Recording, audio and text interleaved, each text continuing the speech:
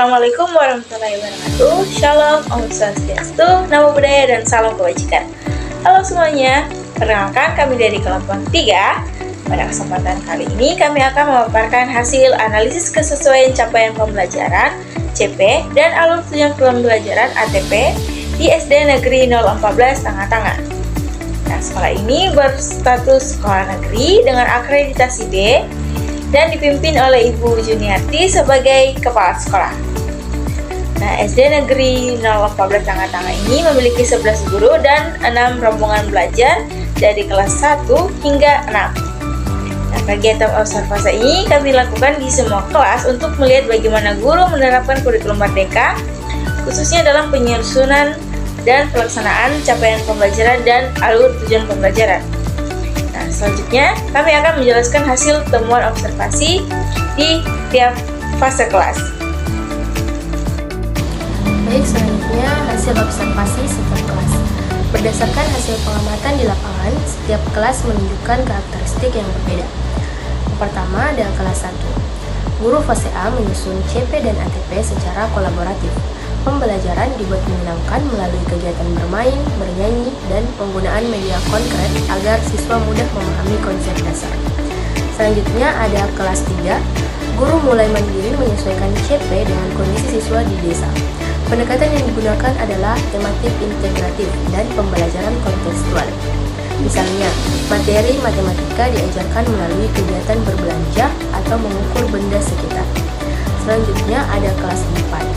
Guru masih berpedoman pada dokumen resmi Kemendikbud dan belum banyak melakukan penyesuaian terhadap konteks lokal. Namun, semangat guru untuk beradaptasi dan berinovasi terlihat jelas. Selanjutnya ada kelas 5. Penyusunan CP dan ATP dilakukan kolaboratif antar guru fase C. Guru mulai menggunakan teknologi seperti Canva untuk LKPD dan Quizzes untuk asesmen formatif. Dan yang terakhir ada kelas 6. Guru menyusun ATP berdasarkan CP yang disesuaikan dengan kondisi peserta didik. Pembelajaran berorientasi pada proyek dan kegiatan berpikir kritis. Jadi, secara keseluruhan, setiap guru telah berupaya menerapkan prinsip kurikulum Merdeka sesuai kemampuan dan konteks kelasnya. Baik, perkenalkan nama saya Marina dengan NIM H05453.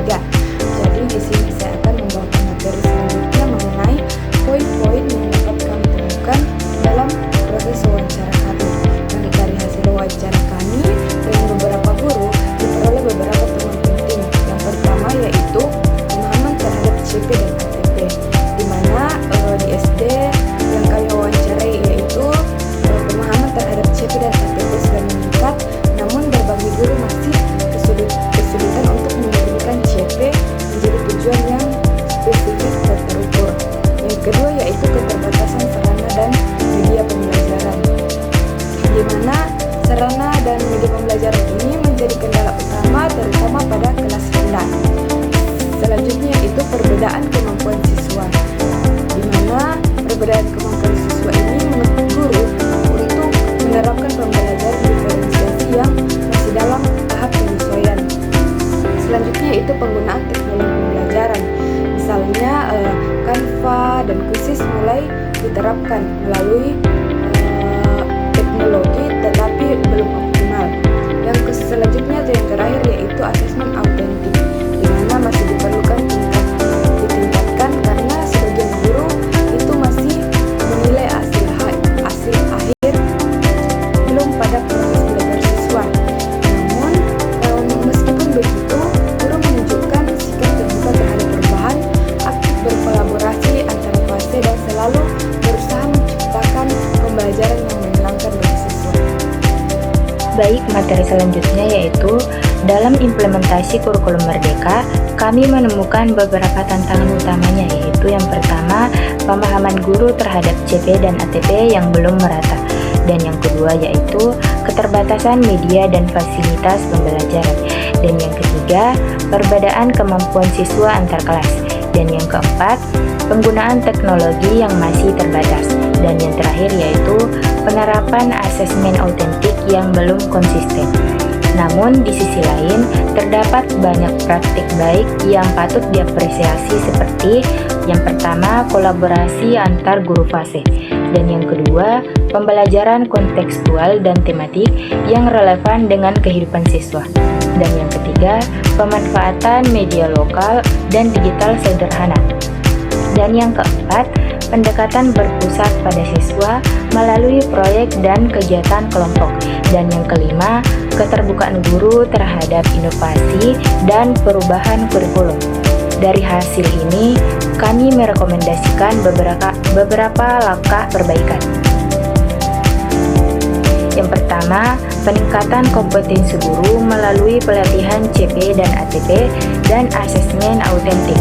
Dan yang kedua, pendampingan akademik rutin dari kepala sekolah dan pengawas. Dan yang ketiga, penguatan strategi pembelajaran diferensiasi. Dan yang keempat yaitu optimalisasi penggunaan teknologi pembelajaran digital.